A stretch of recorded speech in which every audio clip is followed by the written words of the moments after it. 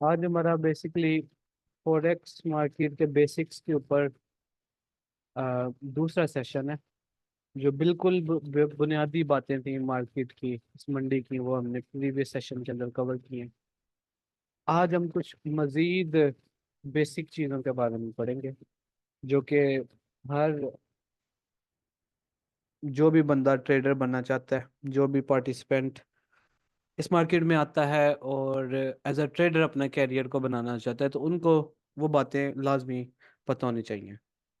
ठीक है, तो 1 मिनट मजीद वेट करेंगे।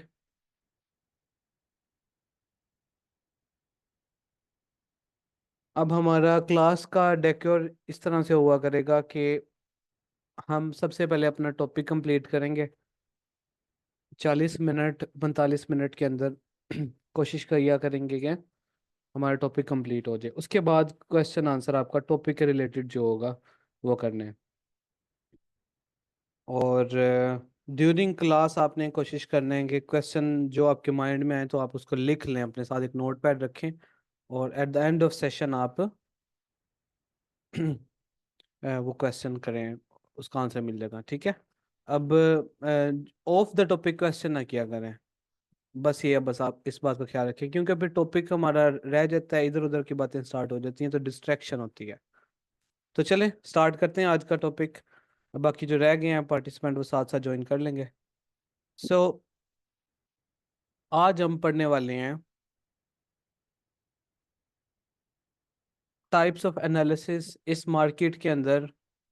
प्रीवियस सेशन में हमने एक बुनियादी बात समझने की कोशिश की थी कि इसमें प्रॉफिट बनाने का एक ही तरीका कार है कि आप हर जनरल मार्केट की तरह इस मार्केट के अंदर भी किसी भी प्रोडक्ट को, अब क्योंकि हम फॉरेक्स की बात करते हैं तो हम यूजुअली फॉरेन एक्सचेंज पेयर जैसे euro USD, GBP USD, gold, इस तरह की चीज़ों की बात करते हैं। तो जो अंडरलाइंग हमारे एसेट्स हैं या करेंसी पेयर्स हैं, उसको हमने सस्ते दामों पे या लोअर प्राइसेस पे खरीदना है, और उसको बेचना है हमने हायर प्राइसेस के ऊपर, और एट एक्सपेंसिव रेट और higher rates. Will buy on the lower prices and then sell it on higher prices. या इसका वाइस वर्सा करना है कि हम हाई प्राइस के ऊपर बेचेंगे और लो प्राइस के ऊपर खरीदेंगे। तो ये काम करने के लिए हमें समझना है कि मार्केट किस वक्त, किस जगह से किस डायरेक्शन में जाएगी। अब हमें उस बात का अंदाजा जब तक नहीं होगा कि प्राइस कब, किस जगह से और किस डायरेक्शन में जाने वाली है, तब तक हम कैसे पता चलाएंगे कि बाय करना है या सेल करना है। ठीक है। तो इस बात का अंदाजा लगाने के लिए या इस बात को प्रिडिक्ट करने के लिए कि क्या मार्केट ऊपर जाने वाली है या नीचे जाने वाली है, चाहे वो 1 मिनट का टाइम फ्रेम हो, चाहे वो 1 मंथ का टाइम फ्रेम हो, तो हम मुख्तलिफ तरह की टेक्निक्स यूज करते हैं जो हमें बताती हैं कि अब मार्केट यहाँ से इस वक्त ऊपर जाने वाली है, इतना ऊपर जाने वाली है, या यहाँ से इस टाइम में नीचे जाने वाली है, कहाँ तक नीचे जाने वाली है। तो उस टेक्निक्स को या उस तज्जिए को जो हम करते हैं, एनालिसिस कहा जाता है। तो एक ट्रेडर को एक एनालिस्ट होना जरूरी है। सिर्फ आप खरीदना या बेचना नहीं करना, हमें पता होना चाहिए मार्केट का कि मार्केट कब, किस वक्त, किस जगह से किस डायरेक्शन में जाएगी। तो उस बात को जानने के लिए हम करते हैं एनालिसिस। अब फॉरेक्स मार्केट के अंदर 3 तरह के एनालिसिस की इकसाम है, यानी जो आपने तज्जिया करना है मार्केट का कि क्या ये ऊपर जाने वाली है या नीचे जाने वाली है, उसकी 3 इकसाम है। सबसे बुनियादी इकसाम जो हम इस कोर्स के अंदर तफसील से सीखेंगे वो होती है टेक्निकल एनालिसिस। दूसरी किस्म का जो तज्जिया या एनालिसिस होता है वो होता है फंडामेंटल एनालिसिस, जो हम इस कोर्स के लास्ट पे सीखेंगे। और तीसरी तरह का तज्जिया होता है सेंटिमेंट एनालिसिस, जिसके ऊपर आज हम बात करेंगे। तो ये 3 तरह के फॉरेक्स मार्केट के अंदर तज्जिया या एनालिसिस की इकसाम होती हैं, जिसको इस्तेमाल करते हुए हम प्रिडिक्ट करते हैं कि आया कि मार्केट बुलिश जाने वाली है या ये बेरिश जाने वाली है। तो हम इन एनालिसिस के बारे में पढ़ेंगे। उसके बाद हम डिस्कस करेंगे कि कैंडलस्टिक्स क्या होती हैं। कैंडलस्टिक्स के बेसिक्स पढ़ेंगे, फिर हम टाइम फ्रेम्स के बारे में डिस्कस करेंगे कि कौन सा टाइम फ्रेम होता है, किस टाइम फ्रेम को देखना चाहिए, किस टाइम फ्रेम पे एनालिसिस करना चाहिए, कौन सा बेटर टाइम फ्रेम होता है, तो इनके बारे में बात करेंगे। फिर हम बात करेंगे रिस्क मैनेजमेंट के ऊपर।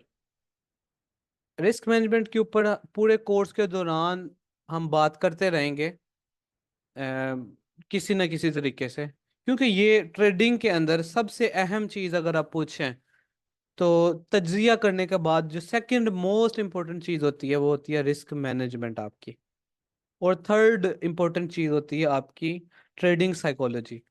तो trading psychology, risk management and then analysis, आप ऐसा समझ लें कि आपका 40% जो हिस्सा है वो सिर्फ टेक्निकल एनालिसिस का है। बाकी 60% जो ट्रेडिंग में अगर आपने सक्सेस है, या 60 से भी आप बेशक 70% कर लें, तो ये आपका risk management plus psychology in दो चीजों से मिलकर बनता है।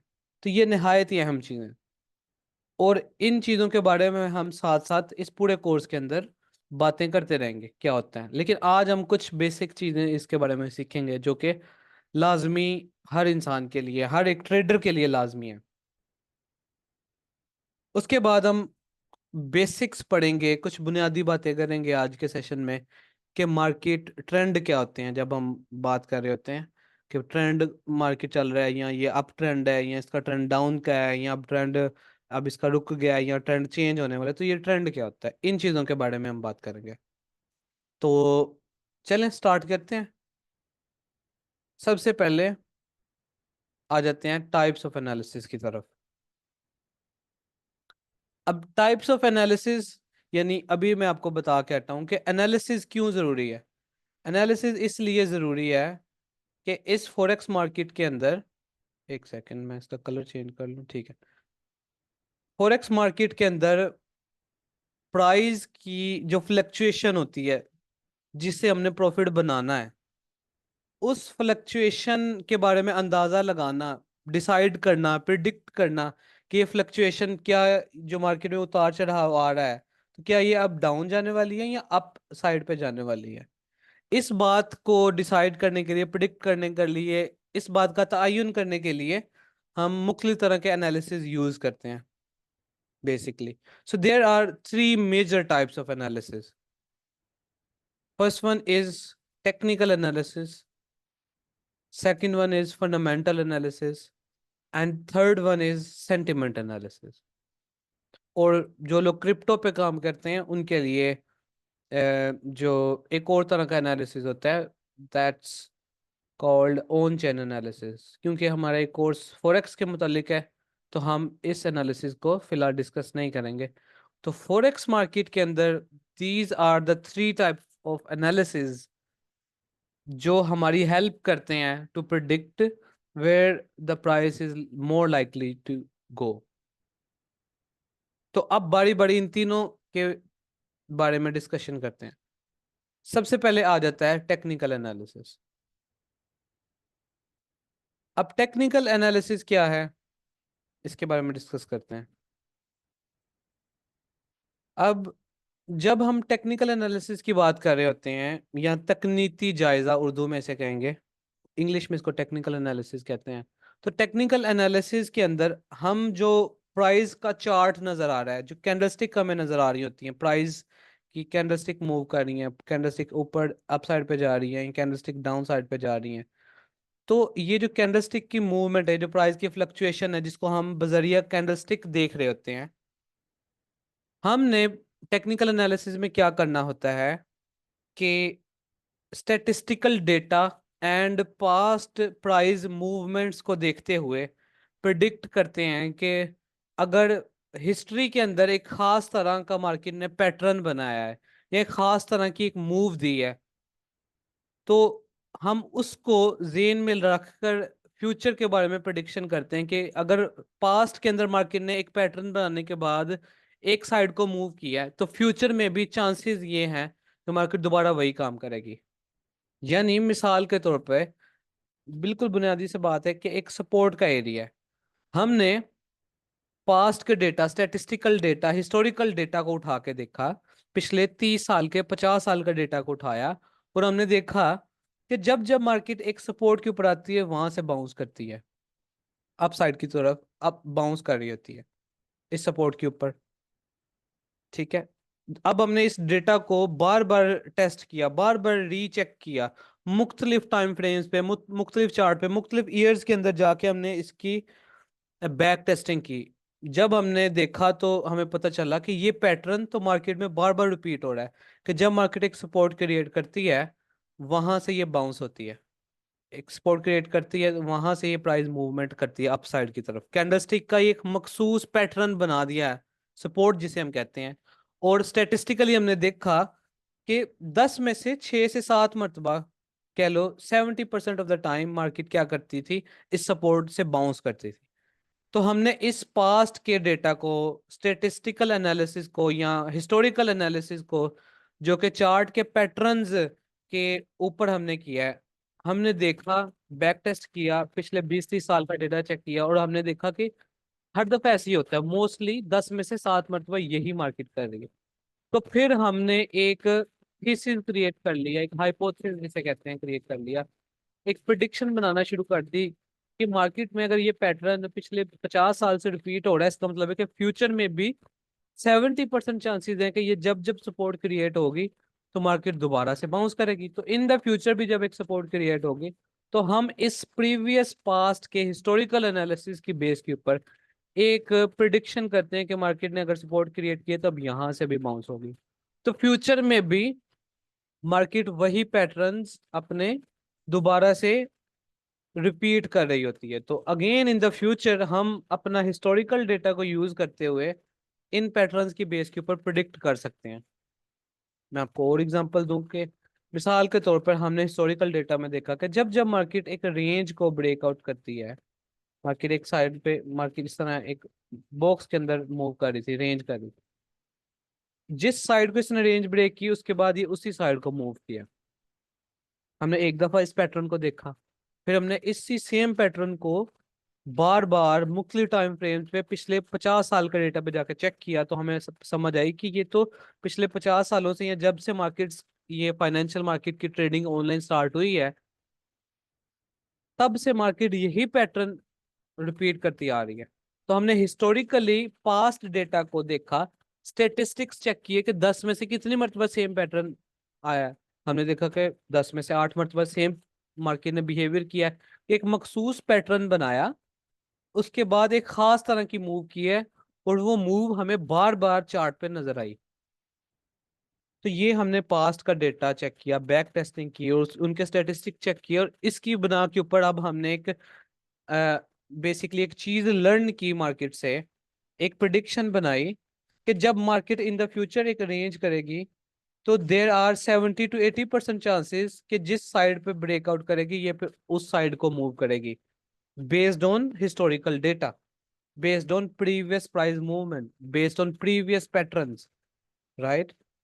तो इस तरह के हिस्टोरिकल डेटा को यूज करते हुए मार्केट में हमने जितने भी मेथडोलॉजीज हम सीखते हैं, टेक्निकल एनालिसिस क्या है, सिंपल टेक्निकल एनालिसिस एक मैथमेटिकल या स्टैटिस्टिकल कैलकुलेशंस हैं पास्ट के डेटा के ऊपर, कि प्रीवियस मार्केट में एक मखसूस तरह के पैटर्न्स हैं, और जब जब मार्केट ने वो पैटर्न बनाए हैं तो एक खास तरह की मूव दी है।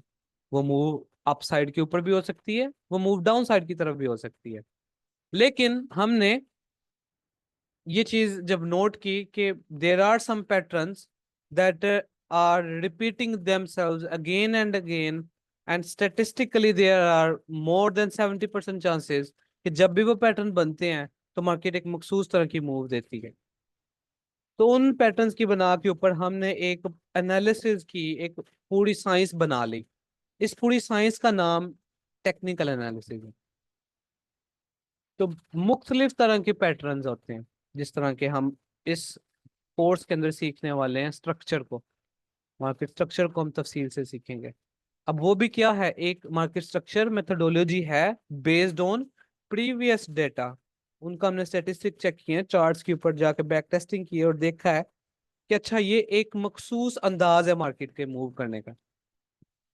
तो उसकी बेस के ऊपर फिर हम फ्यूचर की प्रिडिक्शन कर रहे होते हैं। तो जब भी हम टेक्निकल एनालिसिस की बात करते हैं तो यही हमारे पास जो हमारे जेन के अंदर एक फंडामेंटल चीज जेन में बैठनी चाहिए कि टेक्निकल एनालिसिस क्या है, हिस्टोरिकल पैटर्न्स हैं that are repeating themselves again and again, और based on the statistical win rate हम फ्यूचर प्राइस की मूवमेंट्स को प्रिडिक्ट करते हैं। अब ये टेक्निकल एनालिसिस में क्या क्या आ सकता है, आपके जितने भी पैटर्न्स होते हैं, आपके ट्रेंड हो गए, रिवर्सल के पॉइंट्स हो गए, इंडिकेटर्स हो गए, कैंडलस्टिक पैटर्न्स हो गए और स्टैटिस्टिकल एनालिसिस, ये सारा कुछ आ गया। इनको फिर हम इस्तेमाल करते हैं और उसकी बना के ऊपर हम फ्यूचर की प्रिडिक्शन करते हैं कि क्या मार्केट ऊपर जाएगी एक मखसूस जगह से या नीचे जाएगी। तो ये जो सारा एनालिसिस है, ये सारा का सारा कहलाता है टेक्निकल एनालिसिस। ठीक है।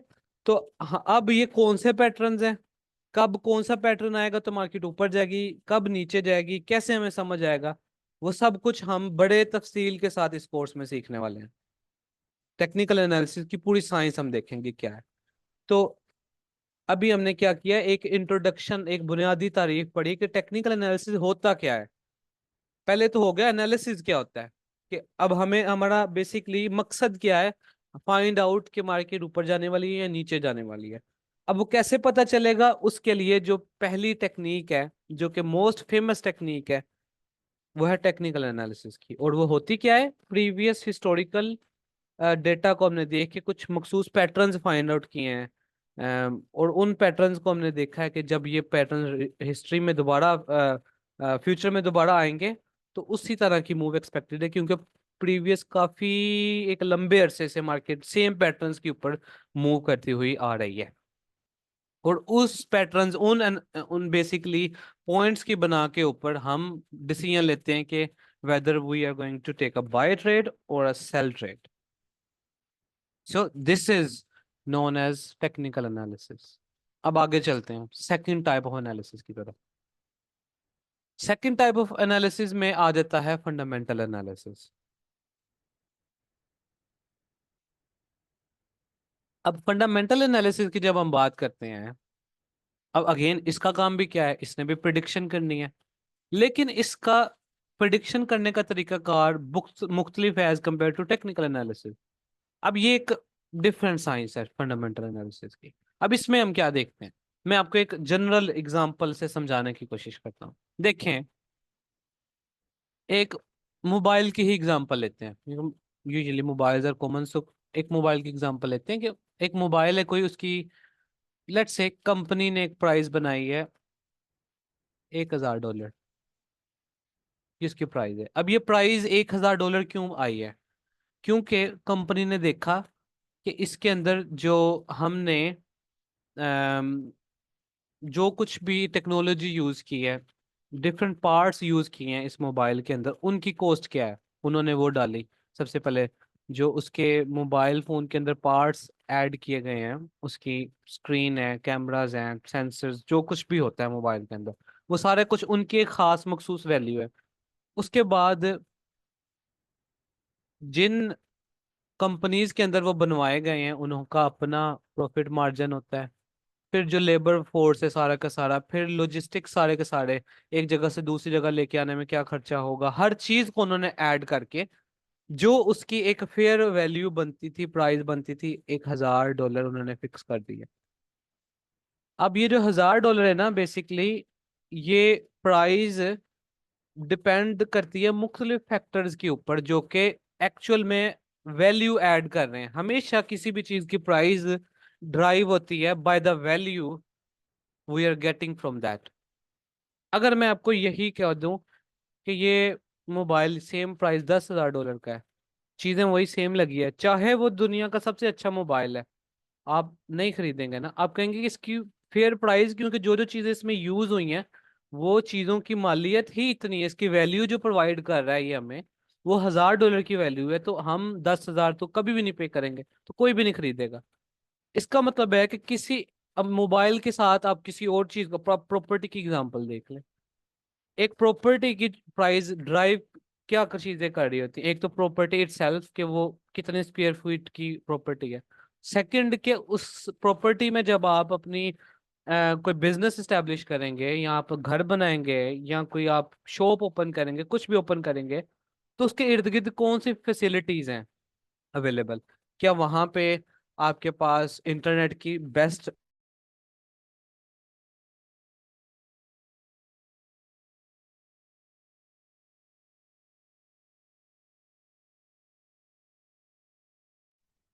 अच्छा, आपको आवाज अभी आ रही है? ठीक है वॉइस? Okay, alright. ठीक है, अच्छा। सो हम बात कर रहे थे कि जब भी किसी भी चीज की हम बात करते हैं, उसकी प्राइस की, तो बेसिकली वो प्राइस डिसाइड एक्चुअली हो रही होती है by the value we are getting. So किसी प्रॉपर्टी की प्राइस क्या डिसाइड करेगी? कौन सी चीजें होंगी उसके इर्द गिर्द की सराउंडिंग्स कैसी हैं, वो किस इलाके में मौजूद है, वहां पे कौन सी फैसिलिटीज अवेलेबल है, वो सारी चीजें मिलकर वैल्यू ऐड कर रही हैं। ठीक है, क्या उसके करीब कोई मेन रोड मिल रही है जहां से पैसेंजर्स या लोग आने जाना और डायरेक्ट नजर पड़ेगी, या इस तरह के बहुत सारे फैक्टर्स होते हैं। ठीक है, मैं आपको जस्ट जनरल एग्जांपल दे, तो सारी चीजें मिल मिला के वैल्यू ऐड कर रही हैं। और वो जो value we are getting by all these things, उस वजह से इस प्रॉपर्टी की एक मखसूस प्राइस है। तो ये जो चीजें हैं, जो वैल्यू ऐड हो रही है, ये जो एक्चुअल में इनसाइड जो चीजें हैं, या मोबाइल के अंदर जो चीजें हैं, ये किसी भी चीज की आप बात करें, तो उसकी जो भी प्राइस होती है वो किस चीज पर डिपेंड कर रही होती है? कि उसके इंटरनल फैक्टर्स क्या हैं। इसी तरह से जो करेंसी पेयर्स होते हैं, अब ये बात आपने समझनी है कि जो करेंसी है, अब जैसे हम मिसाल के तौर पर यूरो यूएसडी की बात करते हैं, या जीबीपी यूएसडी की बात कर लें, या जिस भी एग्जांपल आप कोई भी पेयर उठा के देख लें, तो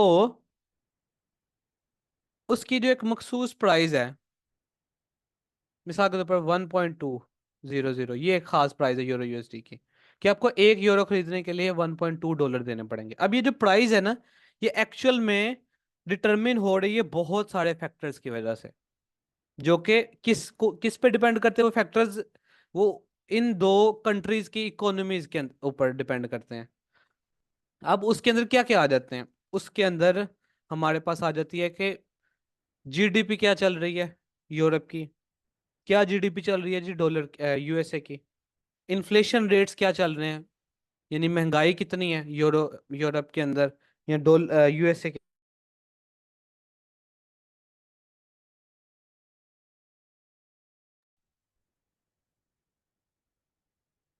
अगेन डिस्कनेक्ट हो गई थी वॉइस मेरे ख्याल से। पता नहीं आज वॉइस का क्या मसला चल रहा है। खैर, अभी क्लियर है ना वॉइस?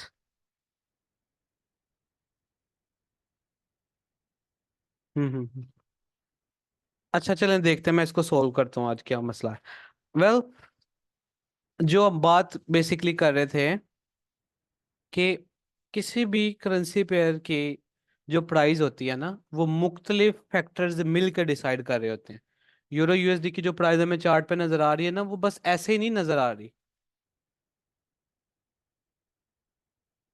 जी जी, अब रिकॉर्डिंग मिल जाएगी ना, आपको हर लेक्चर की रिकॉर्डिंग मिल जाया करेगी। अच्छा, तो अब डिफरेंट फैक्टर्स हैं जो कि यूरोप के हैं और डॉलर के हैं, यूएसए के हैं। इनके ये जो सारे फैक्टर्स हैं, जिसके अंदर सबसे पहले तो हमारे इकोनॉमिक इंडिकेटर्स आ जाते हैं, जिसमें जीडीपी ग्रोथ रेट आ जाता है, जिसके अंदर हमारे इन्फ्लेशन रेट्स आ जाते हैं, शरह सूद या इंटरेस्ट रेट जिसे कहते हैं वो आ जाती है। इसके अलावा हमारे पास क्या ओवरऑल इनकी इकोनॉमी के साइकिल चल रहे हैं, इनके जो सेंट्रल बैंक है उनके क्या डिसीजंस हैं, वो क्या डिसीजंस ले रहा है, इनके जो मुल्क के अंदरूनी हालात, पॉलिटिकल इवेंट्स कैसे हैं, क्या पॉलिटिकली स्टेबल है कि या अवाम परेशान है, यहाँ पे एहतजाज हो रहे हैं, कंट्री स्टेबल है या नहीं है, इस कंट्री के दूसरे कंट्रीज के साथ क्या रिलेशन है, इनका ट्रेड बैलेंस क्या चल रहा है, इंपोर्ट एक्सपोर्ट का बैलेंस क्या चल रहा है, इनके फॉरेन एक्सचेंज रिजर्व्स कैसे हैं। ये सारा कुछ मिल मिला के जो सारे फैक्टर्स है ना, ये डिसाइड कर रहे होते हैं कि यूरो यूएसडी की प्राइस क्या है। और इन्हीं फैक्टर्स की वजह से प्राइस शूट कर सकती है अपसाइड के ऊपर भी और डाउन साइड के ऊपर भी। जैसे अगर अचानक से यूएसए आके कहता है कि हम अपने इंटरेस्ट रेट को बहुत ज्यादा बढ़ा रहे हैं, तो जब इंटरेस्ट रेट को वो बहुत ज्यादा बढ़ाएंगे तो यूएसडी स्ट्रोंग हो जाएगा, तो यूरो यूएसडी पेयर क्या होगा, वो गिर जाएगा। तो ये जो सारे फैक्टर्स की जो अभी मैंने बात की, इंट्रिंसिक वैल्यू की जब हम बात कर रहे हैं, यानी उस कंट्रीज के अंदर क्या सिचुएशन चल रही है, हम उन सारी चीजों को एनालाइज करके बड़ी आसानी के साथ पता चला सकते हैं कि क्या आने वाले दिनों में यूरो यूएसडी की प्राइस ऊपर जाने वाली है या नीचे आने वाली है। तो जब हम इन फैक्टर्स को देखते हैं, सारे के सारे फैक्टर्स को, और उसकी बना के ऊपर एक एनालिसिस करते हैं, प्रिडिक्शंस करते हैं, उस टाइप के एनालिसिस को कहते हैं फंडामेंटल एनालिसिस। ठीक है, अब फंडामेंटल एनालिसिस के ऊपर हमारी क्लास होगी तफसीलन क्लास। जो जो चीज़ें अहम होंगी इसकी, वो सारी आपको सिखा दी जाएंगी कि कैसे आप फंडामेंटल एनालिसिस को यूज़ करके डायरेक्शन बता सकते हैं। अब जो न्यूज़ आ रही होती हैं डेली, कल अभी एक न्यूज़ आनी है, ठीक है, आज पाउंड की न्यूज़ आई है, और न्यूज़ आती जाती रहती है, वो न्यूज़ इफेक्ट करती है ना मार्केट को, कि डेटा पॉजिटिव आया है या डेटा नेगेटिव आया न्यूज का, ये सारी चीजें मिलके बड़ा असर कर रही होती हैं मार्केट पे। तो इन सारी न्यूज़ेस को पढ़ना, इन डेटास को पढ़ना, इनके इंटरनल चीजों को देखना। अब किसी मुल्क में अगर सैलाब आ जाए तो वहां की तो सारी की सारी इकोनॉमी खराब हो जाएगी ना। तो अब उससे उस मुल्क की करेंसी पे भी फर्क पड़ेगा। अब यो अगर फॉर एग्जांपल यूएसए के अंदर हमें पता चलता है आज रात बहुत ज्यादा किसी भी वजह से कोई, आप कह लो कि कोई वार वाली सिचुएशन बन जाती है या इस तरह की कोई सिचुएशन बन जाती है, कोई सैलाब आ जाते हैं, कोई आंधी तूफान, इस तरह की चीजें आ जाती हैं, तो ये उसकी इकोनॉमी को बड़ा असरअंदाज करेंगे। तो ये फंडामेंटल एनालिसिस होता है कि इस तरह की चीजों को देखना, इंट्रिंसिक वैल्यूज को देखना, और उसकी बना के ऊपर डिसाइड करना कि ये जो सारे फैक्टर्स हैं ये मिल के क्या बता रहे हैं, क्या इसकी प्राइस ऊपर जाने वाली है या नीचे जाने वाली है। तो इस तरह के एनालिसिस को कहते हैं फंडामेंटल एनालिसिस। अब आ जाते हैं तीसरी तरह के एनालिसिस पे, जिसको कहते हैं सेंटिमेंट एनालिसिस। अब ये टाइप ऑफ एनालिसिस या जो सेंटिमेंट एनालिसिस होता है, ये भी एक one of the important type of analysis है। अब इसको सेंटिमेंटल एनालिसिस बुनियादी तौर पर आप समझ लें कि जो भी मार्केट के पार्टिसिपेंट्स हैं, अब मार्केट पार्टिसिपेंट में कौन कौन आ जाता है, दो तरह के हैं, एक है स्मार्ट मनी और एक है डम मनी। जो स्मार्ट मनी है उसके अंदर हमारे सेंट्रल बैंक्स आ जाते हैं, हमारे हेज फंड्स आ जाते हैं, हमारे कमर्शियल बैंक्स आ जाते हैं, कॉरपोरेशंस आ जाती हैं, और जो बाकी फाइनेंशियल इंस्टीट्यूशंस। और डम मनी के अंदर वो सारे लोग जिनको कुछ नहीं पता मार्केट का, ठीक है, जो बगैर सोचे समझे, चाहे वो कोई बैंक ही है और बगैर सोचे समझे ट्रेडिंग कर रहा है, तो वो डम मनी है। बहुत सारी एक्सचेंजेस होती हैं, बहुत सारे हेज फंड होते हैं कि बाज़ औक़ात वो इतना इतना लॉस कर देते हैं। क्या मुझे याद है अभी सी 2023 के अंदर एक बहुत बड़ी हेज फंड थी, उसने कोई ऑलमोस्ट मेरे ख्याल से कोई 70-80 बिलियन डॉलर का लॉस कर लिया हेज फंड ने। क्योंकि उसके उनके हेज फंड के अंदर जो ट्रेडर बैठे हुए थे, उनको जो स्ट्रेटजीज वो यूज कर रहे थे वो एप्लीकेबल ही नहीं थी। खैर वो अलग स्टोरी है, मैं किसी दिन आपको सुनाऊंगा कि वो क्या था, कौन सी हेज फंड थी और क्या तरीकाकार, क्या ट्रेडर उनके कर रहे थे। तो खैर बहुत सारी बाजुकात डम मनी के अंदर हेज फंड्स भी आ जाती हैं, बाजुकात बड़े बड़े बैंक्स आ जाते हैं, इतने इतने लॉस कर जाते हैं वो बैंक भी। तो ये मार्केट की नेचर ही ऐसी है। तो अब दो तरह के आपको पता है पार्टिसिपेंट्स हैं इस मार्केट में, एक है स्मार्ट मनी और एक है डम मनी। अब स्मार्ट मनी क्या कर रही है, जिस डायरेक्शन में ये मार्केट को लेकर जाना चाहते हैं मार्केट उधर को ही जाएगी। तो स्मार्ट मनी का सेंटिमेंट क्या है, यानी इनके पर्सनल थॉट्स क्या हैं, इनके जज्बात क्या हैं, इनकी फीलिंग्स क्या है, ये क्या समझ रहे हैं कि मार्केट को किधर जाना चाहिए। और एक है डम मनी, रिटेलर्स समझ लें आप, यूजुअली जो रिटेल ट्रेडर्स हैं, वो उनके जज्बात क्या हैं, क्या वो बेच रहे हैं, क्या वो खरीद रहे हैं। तो इनके सेंटिमेंट्स, इनकी फीलिंग्स, इनके इमोशंस सारे के सारे वो मिलके हमें इनके सेंटिमेंट्स बता रहे होते हैं। अब एक मैं आपको बात समझाता हूँ।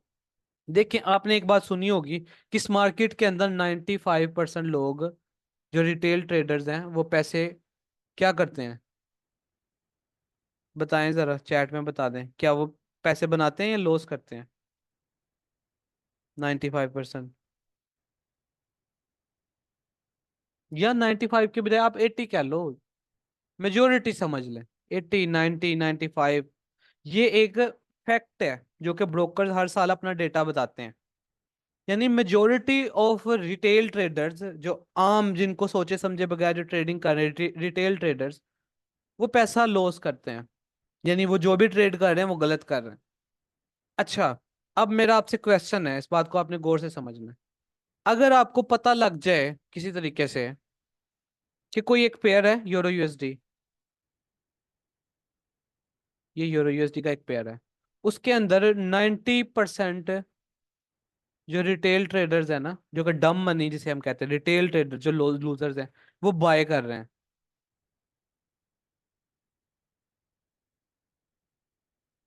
और आपको पता है कि 90% हमेशा जो है ना, ज्यादातर लोग 90 से भी ज्यादा वो लॉस ही करते हैं। तो अगर आपको कोई ऐसा डेटा मिल जाए जो आपको बता दे कि 90% लोग बाय कर रहे हैं, तो आप क्या करेंगे उस वक्त?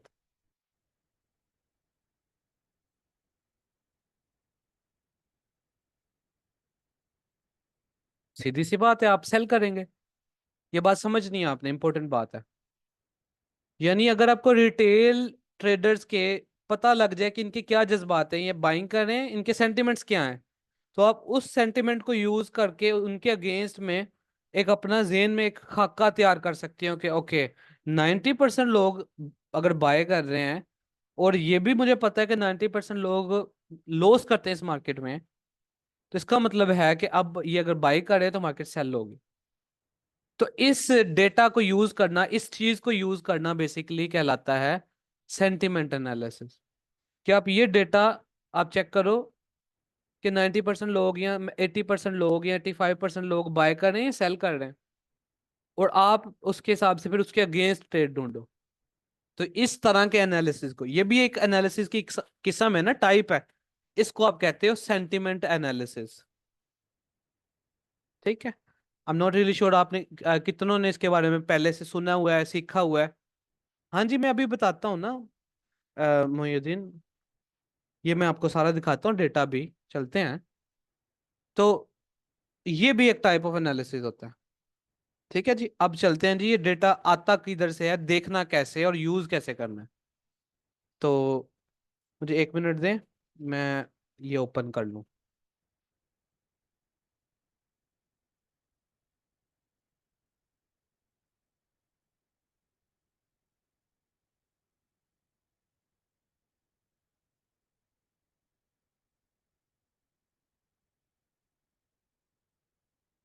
चलिए इधर आ जाएं।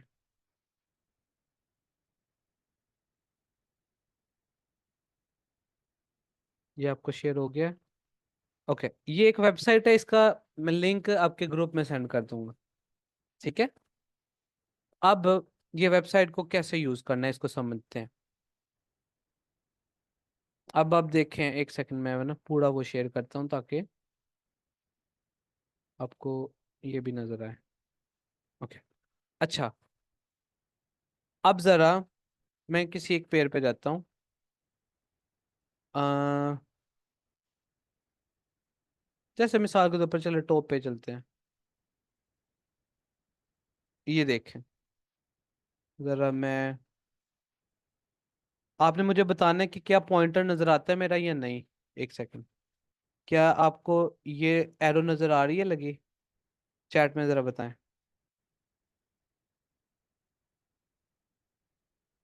ओके, ठीक है, यानी नजर आती है, ठीक है, ऑल राइट। तो अब देखें जी, मैंने क्या किया है, सबसे पहले मैं इस वेबसाइट पे गया हूँ। ये मुख्तलिफ पेयर आए पड़े हैं मेरे पास। मैंने एक पेयर के ऊपर होवर किया है, अपना माउस लेके गया हूँ, और ये एक विंडो ओपन हो गई है मेरे पास। अब मैं क्या करता हूँ, इसको स्टडी करने की कोशिश करते हैं, विंडो में क्या लिखा हुआ है। अब आप देख रहे हैं, ये विंडो में ये बता रही है दो। एक तो ये पहला खाना में बता रहा है कि सिंबल कौन सा है, यानी पेयर कौन सा है, जीबीपी जेपीवाई है। दूसरी चीज ये बता रही है कि जो रिटेल ट्रेडर्स है, जो आम जिनको हम लूजर्स कहते हैं, डम मनी जिसे कहते हैं, वो क्या कर रहे हैं, शॉर्ट कर रहे हैं। शॉर्ट का मतलब होता है सेल करना। कितने परसेंट लोग हैं? 82% लोग क्या कर रहे हैं, सेलिंग कर रहे हैं। और जो लॉन्ग यानी बाइंग कर रहे हैं, वो कितने परसेंट लोग हैं, 18%। यानी 82% लोग जो हैं वो कर रहे हैं सेल, और 18% सिर्फ वो कर रहे हैं बाय। तो अब ज्यादा लोग क्या कर रहे हैं? सेल। तो अगर ज्यादा लोग सेल कर रहे हैं तो मार्केट को क्या जाना चाहिए? बताएं। 82% अगर सेल कर रहे हैं तो मार्केट को किधर जाना चाहिए? बाकी भी बताएं ना, बाकी किधर गए हैं? सारे इन्वॉल्व हुआ करें।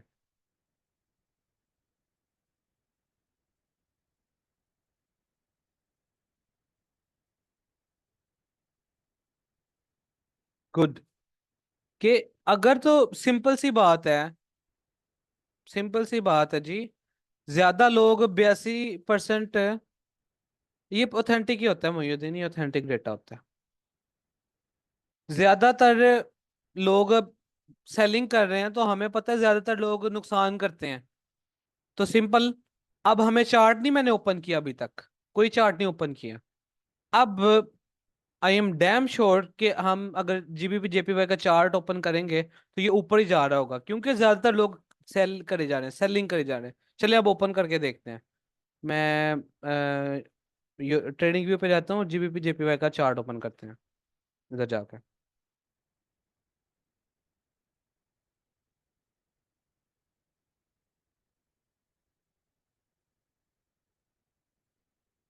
अच्छा जी। इसको मैं करता हूँ बंद। GBP JPY. ये चेक करें। देखें किधर को जा रहा है ये। ऊपर जा रहा है या नीचे जा रहा है? क्या आपको नजर आ रहा है?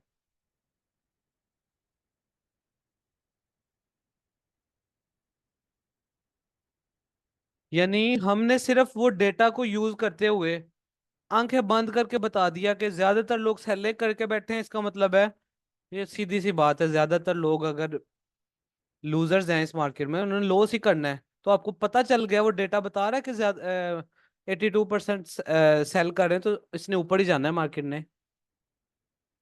समझ रहे हैं? तो इसको कहते हैं सेंटिमेंट एनालिसिस। तो अब आप सिंपल बाय की तैयारी करें, बाय ढूंढे कहीं से। बात समझ लगी आपको कैसे यूज करना है इस डेटा को? ये होता है सेंटिमेंट एनालिसिस।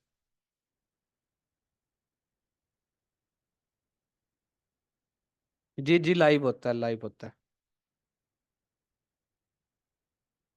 कुछ मिनट्स बाद रिफ्रेश हो जाता है ये। अच्छा। अब कोई और ढूंढते हैं जी, चलें। मुझे आने दें, लेकिन ये हो कि 80% हो। 80% एक साइड पे, अब जैसे ये है। अब जरा देखें। अब मैंने बस ये ओपन करना है। बताना है, आपने मुझे बताना है कि इसको ऊपर जाना चाहिए या नीचे। 18% लोग सेल कर रहे हैं और 82% लोग क्या कर रहे हैं, बाय कर रहे हैं।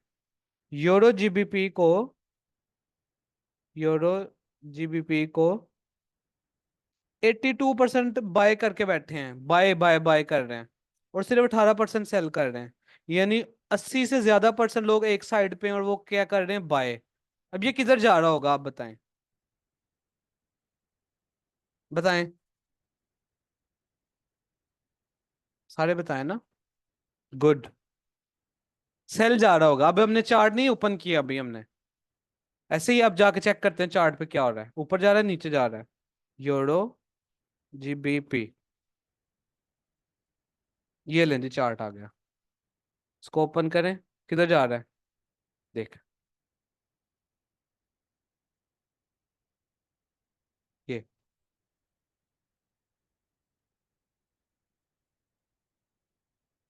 समझ आ रही है आपको? क्लियर है? आपने बस देखना है सेंटिमेंट एनालिसिस में। जब 80 से ज्यादा परसेंट लोग एक साइड पे हो जाएं जिस पेयर में, समझ लो कि मार्केट ने उसके अगेंस्ट चलना है। क्लियर है जी? ओके है। चलें आगे। तो इसका मैं लिंक दे दूंगा आपको, वेबसाइट का, आप जो भी पेयर जाके चेक करें, देखें। और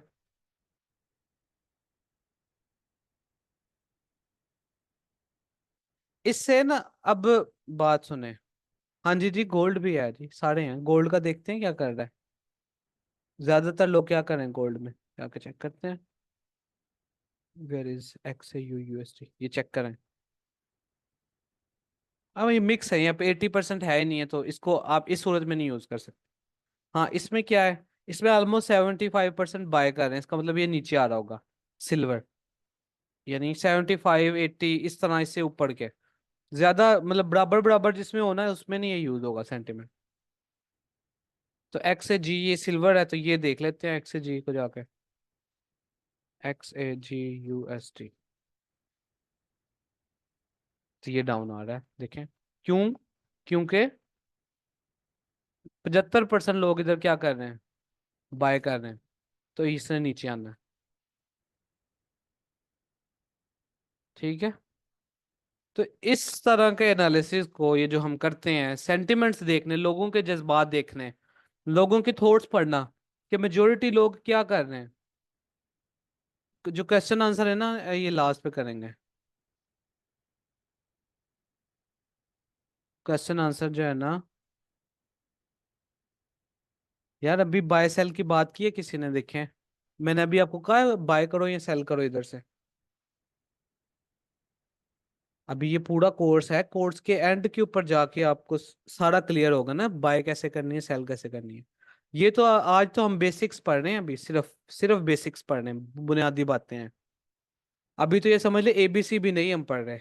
जो चीजें हम पढ़ने गए आगे इस कोर्स में, ये उसकी आप समझ लो जस्ट बुनियादें हैं।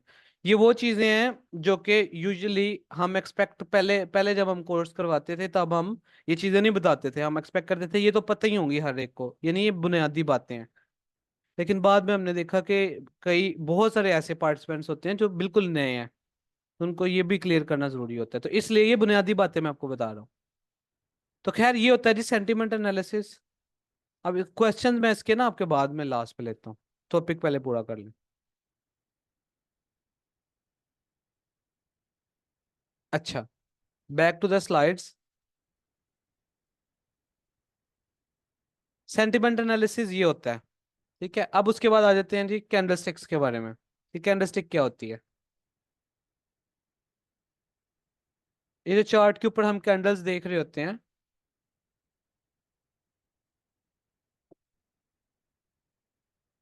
ठीक है, जो हमें कैंडलस्टिक्स नजर आ रही है, मैं आपको यहाँ पे जैसे फॉर एग्जांपल बताऊं,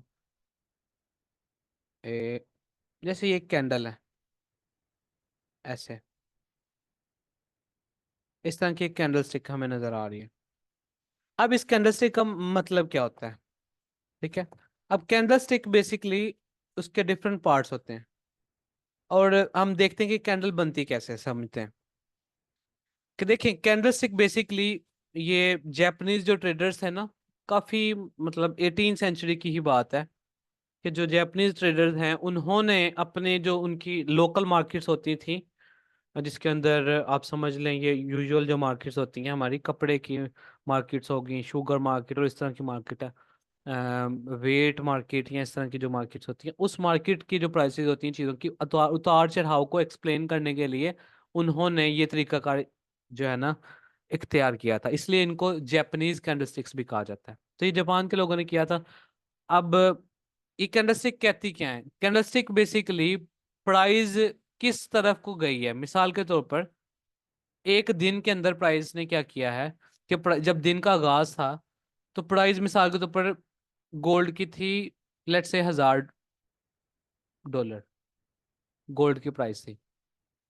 अब जब दिन का आगाज हुआ तो प्राइस क्या हुआ है, कि 1000 से जाना शुरू होगी डाउन साइड के ऊपर, लोगों ने बेचना शुरू कर दिया, सेल होना शुरू होगी, डाउन होना शुरू होगी, और ये आ गई 900 तक, 900 तक। उसके बाद मार्केट में थोड़ी तेजी आना स्टार्ट हुई, मार्केट बाइंग करना स्टार्ट हो गई, तो क्या हुआ, फिर प्राइस अप साइड पे जाना शुरू हो गई, और जब मिड ऑफ द डे आए तो प्राइसेस वो ऊपर जा चुकी थी 1200 तक, गोल्ड की मिसाल के ऊपर। और उसके बाद जब डे एंड होने वाला था तो मार्केट फिर थोड़ी सी ड्रॉप होके आ गई हमारे पास, लेट से 1200 से 1150 तक। और जब 24 घंटे टोटल कंप्लीट हो गए तो ये प्राइस मूवमेंट थी, यानी जब स्टार्ट हुई प्राइस तो 1000 से स्टार्ट हुई, पहले डाउन साइड पे गई है, लो मार्केट ने जो बनाया 900, तक प्राइसेस गई, उसके बाद बायर्स आ गए, उन्होंने प्राइसेस को खींचा, बाय खरीदारी करके प्राइसेस ऊपर गई हैं, तो प्राइस हाई गई 1200 तक, और उसके बाद फिर प्राइस थोड़ी सी डाउन आई है, और जब 24 घंटे कंप्लीट होने थे उस वक्त प्राइस थी 1150 के ऊपर। तो अब आपके पास चार इंपॉर्टेंट डेटाज यहाँ पे नजर आ रहे हैं। एक बात तो आपको क्लियर है कि ये जो ओपनिंग थी और ये जो क्लोजिंग प्राइस है, ओपनिंग 1000 है, क्लोजिंग 1150 है, तो प्राइस का मतलब है कि by the end of the day and start of the day price बढ़ी है। जब जब हमेशा प्राइस बढ़ती है, ऊपर को जाती है, इसको हम कहते हैं बुलिश होना। बुलिश क्यों कहते हैं? क्योंकि आपने बुल देखा होगा, बुल के वो जो वो हॉर्न्स होते हैं, सिंग जिसको हम कहते हैं। तो बुल का बेसिकली क्या होता है कि वो अपने सिंगों के साथ या अपने हॉर्न्स के साथ चीजों को ऊपर की, उसकी आदत है कि चीजों को उछालता है अपसाइड की तरफ। तो उस वजह से हमने जो है ना, बेसिकली जापानीज लोगों ने उस बुल की एग्जांपल को देखते हुए इसका नाम बुलिश रख दिया।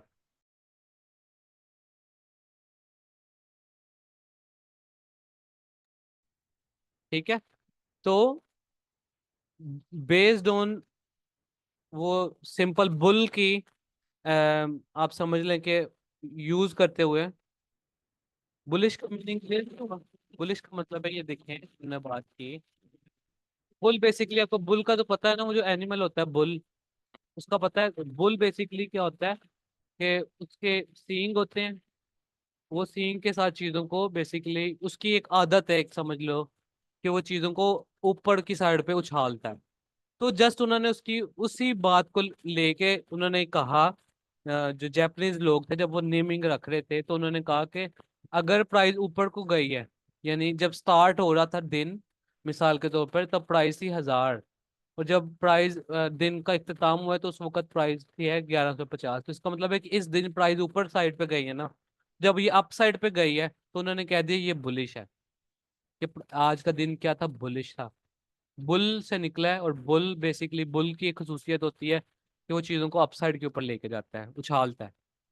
ठीक है, तो इस वजह से इसका नाम रखती है बुलिश। बुलिश सिंपल मींस कि जब प्राइस ऊपर जाती है उसको आप कहते हैं प्राइस बुलिश हो गई, या price is going to upside direction simply. Upside का दूसरा नाम बुलिश है ट्रेडिंग के अंदर, फॉरेक्स के अंदर, टेक्निकल एनालिसिस के अंदर, ये होता है बुलिश। तो अब आपके पास चार चीजें आई थी, ओपनिंग, क्लोजिंग प्राइस, उसके बाद जितना हाई गई है, यानी 1200 तक अगर गई थी मार्केट, 1200 से एंड पे 1150 पे गई, और 1000 से नीचे आई थी 900 पे, यानी डाउन यहाँ तक आई थी। तो चार चीजें आपके पास नजर आ रही, एक है ओपनिंग, क्लोजिंग, और एक है हाईएस्ट प्राइस, और एक है लोएस्ट प्राइस। और दूसरा, एक चीज हमने याद रखी कि ओपनिंग प्राइस और क्लोजिंग को अगर देखें तो क्लोजिंग क्या है, ज्यादा है एज कम्पेयर टू ओपनिंग। इसका मतलब है कि by the end of 24 hours, या जो भी टाइम था उस टाइम में मार्केट की प्राइस अप साइड पे गई, इसको कह दिया हमने बुलिश। और इस सारे ये जो चीजें यहाँ पे हुई है ना, इसको शॉर्ट फॉर्म में या आसान बेसिकली तरीके से समझाने के लिए एक कैंडल स्टिक बना दी गई, कि जिसके अंदर जो मार्केट की बॉडी होती है वो स्टार्ट होती है ओपनिंग प्राइस है, उसके बाद जो मार्केट की क्लोजिंग होती है, जो प्राइस जैसे 1150 थी वहां तक बॉडी रहेगी, उसके बाद एक मार्केट जहां तक डाउन आई है वहां पे एक लोअर विक बन जाएगी, और जहां तक अप साइड पे गई है जैसे 1200 तक गई थी, ये ऊपर एक लाइन लग जाएगी बड़ी सी। इन लाइंस का नाम है विक या शेडोज। इसको कहते हैं विक या शेडो। इधर मैंने ये लिखा है कि दीज आर विक्स और शेडोज।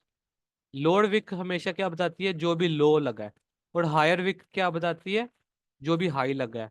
ये जो ये इस एरिया को कहते हैं ओपनिंग प्राइस, और इसको कहते हैं क्लोजिंग प्राइस। और अगर तो ओपनिंग प्राइस और क्लोजिंग प्राइस में क्लोजिंग हायर हो एज कंपेयर टू ओपनिंग, तो इस कैंडलस्टिक का नाम है बुलिश कैंडलस्टिक, क्योंकि ये अप साइड पे प्राइस गई है।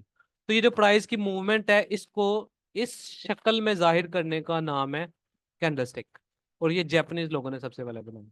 तो ये जो रेक्टेंगुलर मिड शेप है ये बॉडी है, ये याद रखिएगा।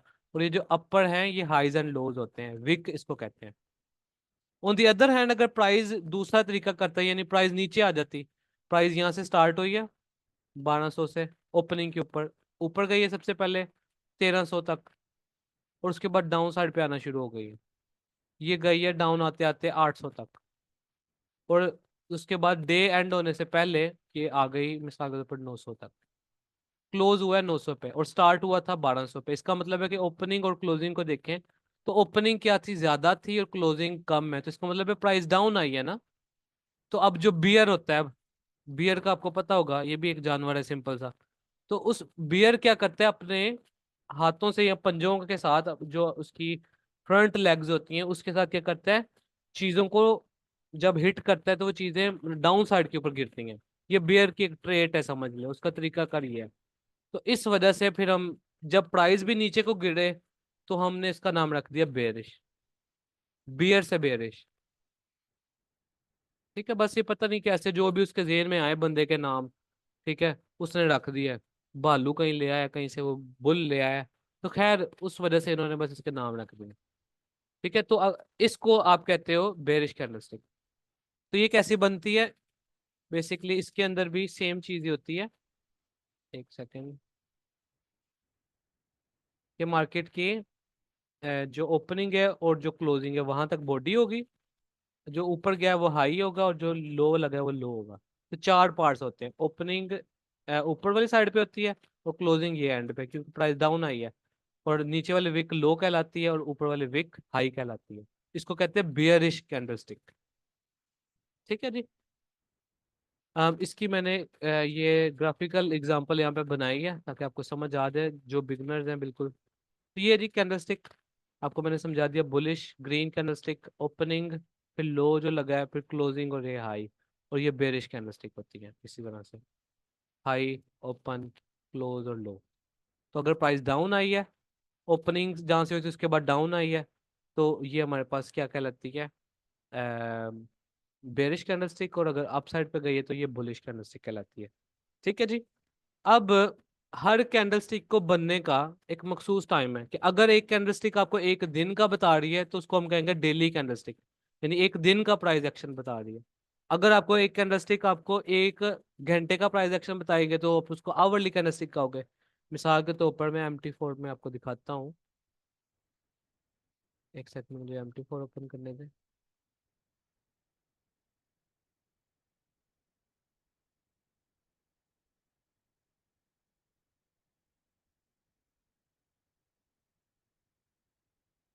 अच्छा जी, इधर आ गए थे। MT4 शेयर हो गया, ओके। किधर गया, कोई एक पेयर ओपन कर लें, जैसे ये है। अब यहाँ पे अगर मैं जूम करूँ, अगर इसको मैं, ठीक है, तो अगर मैं जूम करूँ तो ये आपको ये कैंडलस्टिक सेम नजर आ रही है। अगर ये टाइम फ्रेम्स है यहाँ पे पड़े हुए, अब मैं M1 पे जाता हूँ, इसका मतलब है कि एक मिनट में जो कुछ हो रहा है उसको कैंडलस्टिक एक मिनट में दिखा देगी, सिंपल जस्ट। ठीक है, जैसे अब इस कैंडलस्टिक के ब्रेक क्लोज होने का वेट करते हैं। क्या किया, मार्केट ओपनिंग यहाँ से हुई है। अब ये, इसने ये नीचे ये लो लगाया जिसको हमने लोअर विक का, ये ऊपर यहाँ तक गई है और इस वक्त इधर है। अब एक by the end of 1 minute देखेंगे किधर है, वो उसकी क्लोजिंग प्राइस हो जाएगी।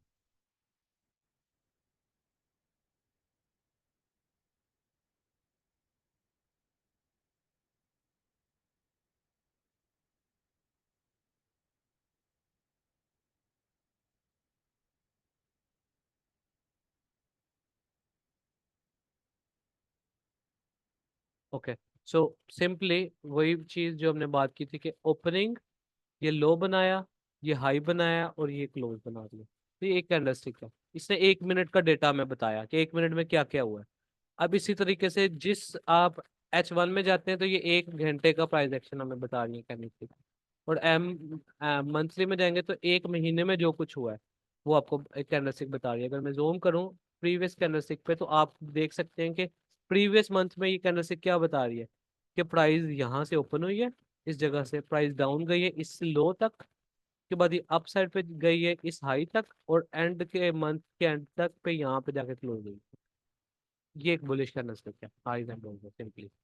ठीक है, तो ये बड़ी बेसिक बात है कैंडलस्टिक क्या होती है, और ये इसके डिफरेंट पार्ट्स होते हैं। ठीक है जी। अच्छा, बैक टू द स्लाइड्स, इसको जल्दी से कंप्लीट करते हैं। उसके बाद नेक्स्ट आ जाता है जी टाइम फ्रेम्स। सिंपल वही बात जो आपकी आपको बता दी है, कि मंथली टाइम फ्रेम का मतलब क्या है, कि हर कैंडलस्टिक एक महीने के डेटा को बताएगी। वीकली कैंडलस्टिक एक वीक का डेटा को इसीलिए इस तरह डेली 4 आवर 1 आवर 15 मिनट की कैंडलस्टिक 5 मिनट की 1 मिनट की, ये हर जितने मिनट की कैंडलस्टिक है, जितने जो भी टाइम है उसका मतलब है कि उतनी टाइम के बारे में प्राइस में जो भी चेंजेस आए हैं वो हमें कैंडलस्टिक्स बता दें। ठीक है जी। उसके बाद आ जाते हैं जी ट्रेडिंग स्टाइल्स के ऊपर, कि आपको कौन सा टाइम फ्रेम यूज करना चाहिए। तो सिंपल सी बात है कि अगर तो आप बड़े लॉन्ग टर्म इन्वेस्टर हैं, यानी आप ट्रेड ओपन किए फॉर नेक्स्ट 6 मंथ्स, यानी आप एक दफा ट्रेड ओपन कर लिया, अब आप कहते हैं मैंने अगले 6 माह बाद ही देखूंगा। ठीक है।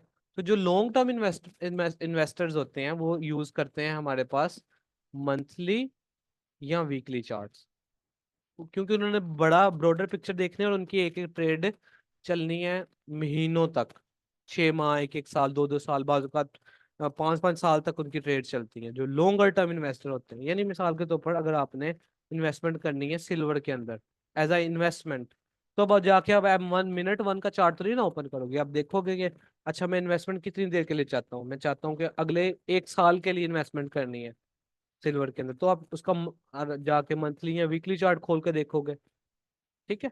तो अगर आप बहुत ही लॉन्ग टर्म इन्वेस्टर बनना चाहते हैं, तो तब आप फिर अपने एनालिसिस जो भी होता है वो करते हैं मंथली और वीकली चार्ट्स पे। फिर आ जाते हैं सेकंड टीयर, जो के होते हैं स्विंग ट्रेडर्स। अब स्विंग ट्रेडर्स की ट्रेड होती है वो एक दिन से ज्यादा की, एक दिन से ट्रेड उनकी ओपन होती है। यूजुअली वो 2 3 दिन 4 दिन बाद का 1 हफ्ता 2 2 हफ्ते इस तरह से ट्रेड्स को लेकर चलते हैं। तो वो ट्रेडर जो ऐसे जिन्होंने एक एक हफ्ता तक 2 2 हफ्तों तक ट्रेड को ओपन रखना होता है, ठीक है, वो क्या करते हैं चार्ट को डेली और H4 के चार्ट्स पे देखते हैं। कैंडलस्टिक के जो टाइम फ्रेम है ना वो डेली और H4 को यूज करते हैं। फिर आ जाते हैं जी डे ट्रेडर, जिन्होंने उसी दिन ट्रेड लेनी है और उसी दिन ही क्लोजिंग करनी है। यानी सुबह ट्रेड लिए तो वो कहते हैं अगले 4 5 घंटों के अंदर हमारा फैसला हो जाए, 2 3 घंटों में फैसला हो जाए हमारे पास। तो वो होते हैं डे ट्रेडर्स, उनके लिए 1 आवर 15 मिनट और 5 मिनट का चार्ट होता है। यूजली 1 आवर और 15 मिनट ज्यादातर यूज होते हैं। ठीक है।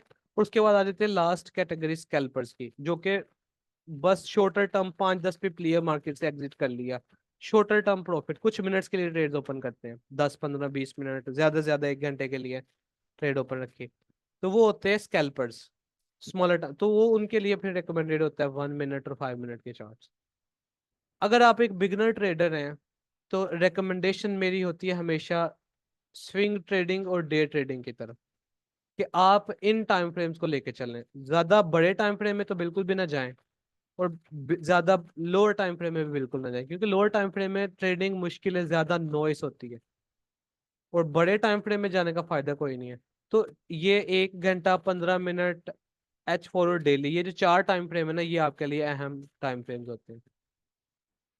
ठीक है। तो अब हम आगे जाके जब स्ट्रक्चर वगैरह पढ़ेंगे सारा कुछ, तो उनमें भी हमारा फोकस इन्हीं ज्यादा 4 टाइम फ्रेम्स के ऊपर होगा। ठीक है जी। तो ये होता है ट्रेडिंग स्टाइल्स के अकॉर्डिंग, आपका जो पर्सनल स्टाइल है, आपकी पर्सनैलिटी जैसी आप उसको उस हिसाब से देख लेते हैं। मेरी पर्सनैलिटी यूजुअली यही है, स्विंग एंड डे ट्रेडिंग।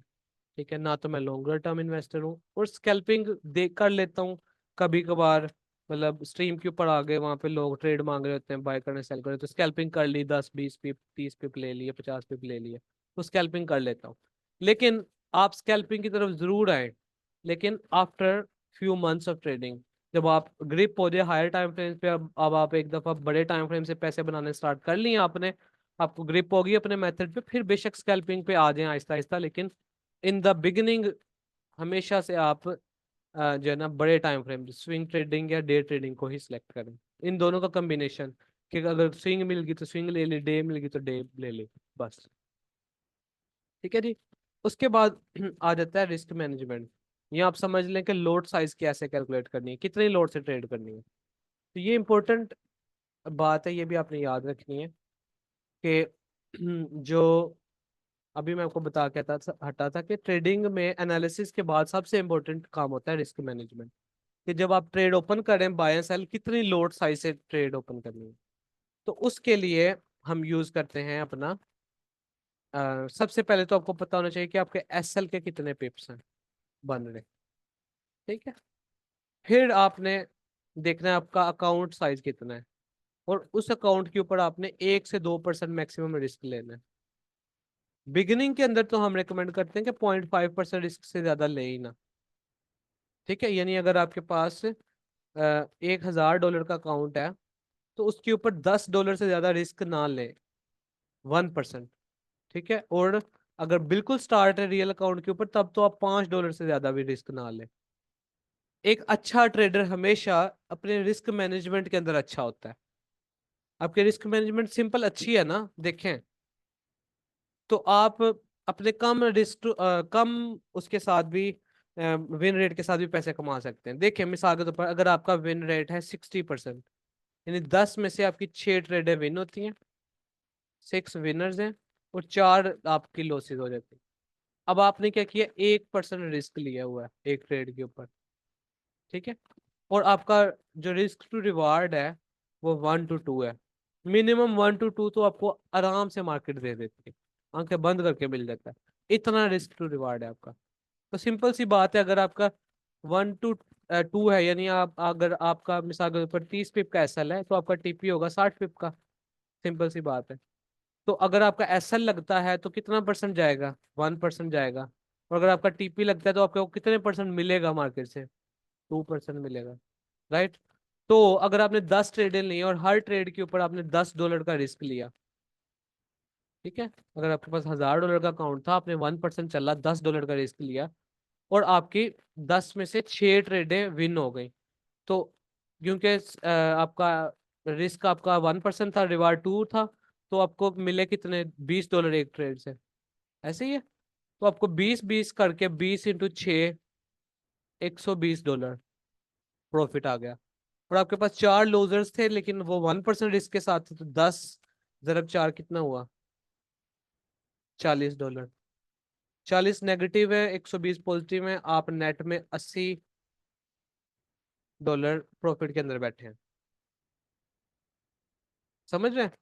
अब अगर आपका 50-50 भी चल रहा है, यानी आपने 5 विन किए, 5 लूज किए, तो आपने बनाया कितना, $100 बनाए, और लूज कितने किए, 5 में $50।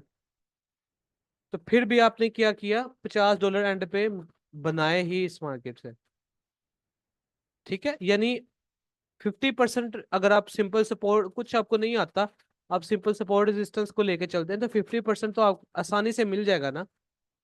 और अगर आपकी रिस्क मैनेजमेंट, ट्रेड मैनेजमेंट अच्छी है, यानी आपने 1% ही रिस्क लिया, ज्यादा ओवर रिस्किंग नहीं की किसी ट्रेड पे, और आपने 1 to 2 रिस्क टू रिवार्ड के साथ चला, तो आधी अगर खराब भी होगी, लॉसेज हो गए, और आधे विन हो गए, आपने फिर भी प्रॉफिट बनाया। और इवन अगर आपने 4 जीती और मतलब विनर आपके हुए, 6 लूजर्स हुए, फिर भी आपने प्रॉफिट बनाया $20। ठीक है, अब कोई भी मेथड है, वो 10 में से 5 तो आपको विनर्स करवा ही देगा ना, कोई भी मेथड है। स्ट्रक्चर की तो खैर बड़ी एक्यूरेसी है ना जो हम सीखेंगे, इसकी तो खैर 70% से भी ज्यादा एक्यूरेसी होती है, 70-80% तक इसकी एक्यूरेसी होती है। तो मैं आपको बता रहा हूँ, in the worst case scenario, आपके रिस्क मैनेजमेंट अगर सही है ना, तो आप 10 में से 4 भी अपने, आपकी बेसिकली ठीक हुई, और 6 में लॉस किया, फिर भी आपने पैसे बनाए हैं इस मार्केट में। तो आप देख रहे हैं कि विन रेट नहीं डिपेंड करता इस मार्केट में पैसे बनाने के लिए, डिपेंड क्या करता है, रिस्क मैनेजमेंट या आपकी ओवरऑल ट्रेड मैनेजमेंट। अब रिस्क मैनेजमेंट में एक तो चीज आ गई, रिस्क टू रिवार्ड रेशो। इसको आपने 1 to 2 से नीचे नहीं लेके जाना। अगर आपका 30 पिप का एसएल है, तो 60 पिप टीपी बन रहा है तो ट्रेड लें, अगर 60 पिप से कम आ रहे हैं तो, अगर, तो फिर ना ही लें। अगर आपका मिसाल के तौर पर 30 पिप का टीपी है और 30 पिप का ही एसएल बन रहा है, तो आप ट्रेड को छोड़े, रिस्क ले ही ना। क्योंकि रिस्क, रिटर्न ऑन इन्वेस्टमेंट, आप अगर आप बिजनेस में आप में से कोई इन्वॉल्व है, तो आपको पता है कि हमेशा हम देखते हैं कि रिटर्न ऑन इन्वेस्टमेंट कितना है, हमें कितने परसेंट मिलेगा अगर हम कितना परसेंट जो है रिस्क ले रहे हैं। तो कम से कम दुगना तो मिले ना अगर हम रिस्क ले रहे हैं। तो 1 to 2 के साथ चलें, सिंपल। ठीक है, ज्यादा भी, बहुत ज्यादा 1 to 5 भी मिल जाती है, 1 to 10 भी मिल जाती है। ठीक है, लेकिन मैं आपको कह रहा हूँ बिल्कुल बुनियादी, अगर आप, ये कुछ असूल हैं ये वाले, कि 1% रिस्क के साथ चलें, और 1 to 2 रिस्क टू रिवार्ड के साथ चलें, बस। और अगर आप 10 में से 4 भी सही हैं और 6 लॉसेज हैं, आपने पैसे बनाए हैं, आपके जाएंगे नहीं मार्केट में पैसे। और अगर आपका ग्रिप होती गई अपने मेथड पे जो हम सीखने जा रहे हैं, 10 में से 6 जी आपने विन कर ली, 7 विन कर ली, तो आप समझ लें कि आप टॉप दुनिया के 1% ट्रेडर्स में ऐसे आ जाएंगे। विन रेट 60% से ऊपर बड़े बड़े हेज फंड्स का भी नहीं होता। ठीक है, ये रियलिटी ऑफ मार्केट। आप कभी चेक तो करें ना, किसी हेज फंड के जाएं, किसी के भी इंटरनेट पे सर्च करें, उनकी ईयरली रिपोर्ट चेक करें, तो आपको नजर आएगा चीजें। और वो यही होता है उनका, महीने का 2 से 3 4% बना लिया। ये भी बहुत ज्यादा बता रहा हूँ, 2 3 4%। 2 3% बहुत होता है उनका। ये बड़े जो दुनिया में सक्सेसफुल ट्रेडर्स हैं उनकी बता रहा हूँ। हाँ, अगर आप छक्के मारने आए हैं या तो आर या पार वाली गेम करनी, वो अलग बात है। वो गैम्बलिंग है ना, वो ट्रेडिंग नहीं है। मैं आपको सिखा रहा हूँ ट्रेडिंग एज अ कैरियर, कि आप इसको अपना पेशा बना के सारी जिंदगी इसमें से लाइफ टाइम कैसे कमा सकते हैं। तो उसके लिए कुछ बुनियादी बातें हैं जो आपको पता होनी चाहिए। ठीक है जी। तो अब दूसरा आ जाता है कि अपनी लोड साइज फिर कैसे सिलेक्ट करें। 1% रिस्क तो समझ आ गया, लेकिन कैसे पता चलेगा कि कितनी लोड होनी चाहिए? तो वो सिंपली एक कैलकुलेटर मैं आपको दिखाता हूँ। अब देखें, सबसे पहले तो आपने देखने का आपका एसएल कितना बनना है। जैसे कि यहाँ पे आप आते हैं, आपका कोई ट्रेड थी बनने, मिसाल के तौर पर ये ट्रेड है, आप कहते हैं कि इस ट्रेड का मेरा मेथड कह रहा है इधर से बाय करो। ये नीचे एसएल बनता है कितने पिप का? 15 पिप का एसएल बनता है। और टीपी 30 पिप का बनता है। तो 15 पिप का एसएल बन रहा है, एसएल के पिप कैलकुलेट करने हैं सबसे पहले, और पेयर देखना है। फिर हम चले जाएंगे, मैं यहाँ पे ओपन करता हूँ, एक सेकेंड। इसकी लिंक भी आपको मिल जाएगी।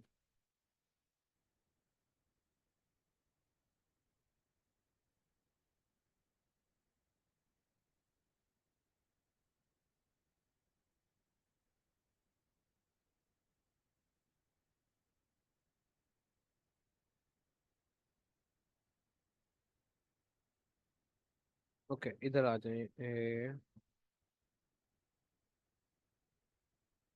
ठीक है, ये मैं आपको लिंक सेंड कर दूंगा। ये माई एफएक्स बुक का ही वो है, पोजीशन साइज कैलकुलेटर। आपने इस लिंक पे जाना है, सिंपल हमेशा अपना पेयर सिलेक्ट करें, जैसे हमारा था एयूडी यूएसडी।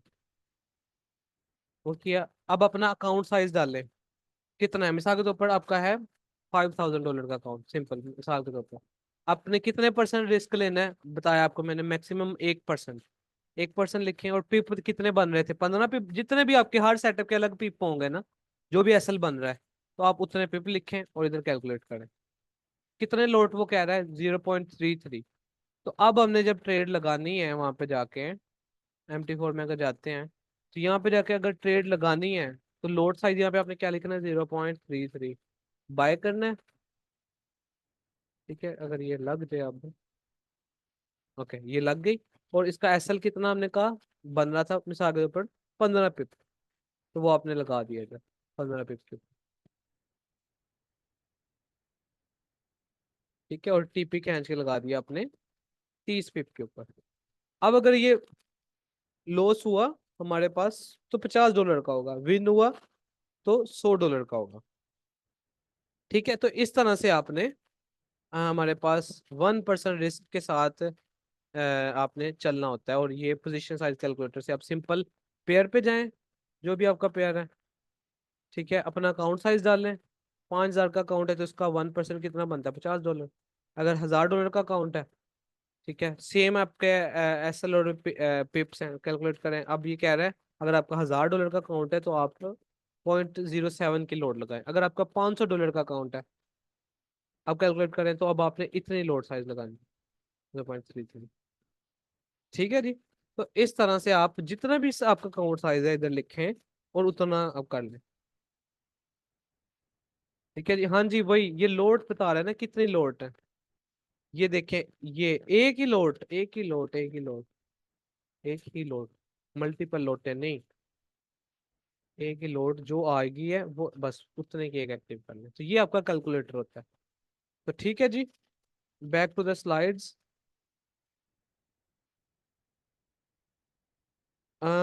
तो रिस्क मैनेजमेंट की इम्पोर्टेंस आपको समझ आ जानी चाहिए कि कितना इम्पोर्टेंट होती है रिस्क मैनेजमेंट। और कैसे आपकी रिस्क मैनेजमेंट आप ठीक हो तो आप 50-50 विन रेट भी अगर आपका है तो आप लाइफ टाइम इसमें से ट्रेडिंग में से पैसे कमा सकते हैं लाइफ टाइम। 50-50 भी अगर आपकी विन रेट है, इवन 40 भी है और 60 भी है, यानी 10 में से 4 आपके विनर्स हैं और 6 लूजर्स हैं, और 1 to 2 रिस्क टू रिवार्ड है आपकी, और 1% रिस्क के साथ आप चल रहे हैं एज अ बिगिनिंग। जब थोड़े एडवांस हो जाए बेशक 2% कर लें बाद में, कुछ साल 6 माह बाद, लेकिन स्टार्ट में इसको 1% से नहीं बढ़ाना आपने। ठीक है जी। तो ये होती है रिस्क मैनेजमेंट। इस तरह से आपने अपने एसएल को देखना है कितने पिप का बन रहा है, उसको डालना है, अपना अकाउंट साइज डालना है, रिस्क डालना है कितने परसेंट है, लोड साइज कैलकुलेट करें, उतने लोड की ट्रेड लें, फिर अपना एसएल और टीपी सेट करें। ठीक है जी। तो ये था जी हमारी आज की क्लास, बेसिक्स ऑफ फॉरेक्स हमने ऑलमोस्ट कंप्लीट कर ली हैं।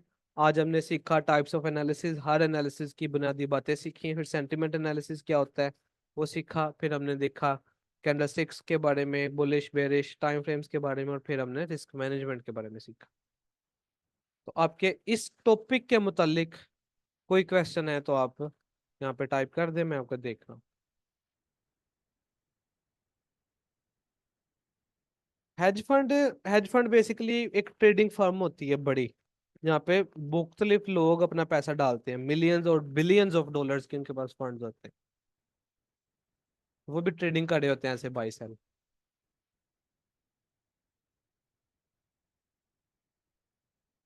ठीक है जी, समझ आ गया सारों को?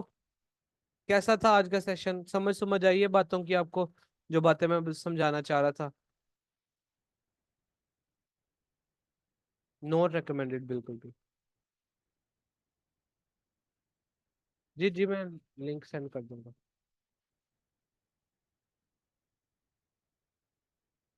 यानी क्लियर है आप लोगों का? ठीक है।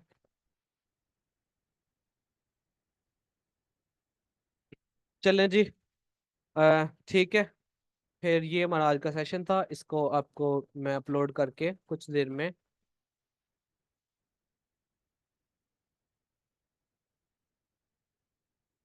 आयुष, इसको आपने देखें, ये जो सेंटिमेंट एनालिसिस हमने पढ़ा है ना, ये बाय सेल करने के लिए नहीं पढ़ा हमने, कि बस इधर से देखो 80% अगर सेल करें तो जाके बाय कर दो, नहीं। हमने इसको just as a extra tool use करना है। ठीक है। हम बाय सेल जो करेंगे वो हम अभी सीखेंगे ना, जाके बाय कब करना है, सेल कब करना है, सारा कुछ वो हमारा एक प्रॉपर मेथड है। अब उस मेथड के अंदर एक एक्स्ट्रा कंफर्मेशन डालने के लिए आप इस डेटा को यूज कर सकते हो। ठीक है। अगर आपका मेथड मिसाल के तौर पर आप देख रहे हैं कि आपका मेथड यहाँ पे आपको बाय बता रहा है और आप उधर जाके देखते हो सारे लोग सेल कर रहे हैं, आपको एक एक्स्ट्रा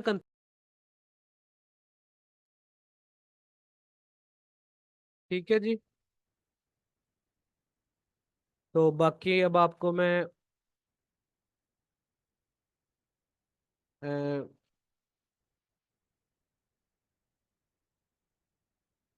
आपको इस सेशन की रिकॉर्डिंग मिल जाएगी, ग्रुप के अंदर शेयर कर दी जाएगी, और लिंक्स भी सारे शेयर हो जाएंगे। ठीक है। तो बाकी फिर नेक्स्ट सेशन हमारा फ्राइडे को है, सेम टाइम। तो तब मिलते हैं। Take care everyone. Good night.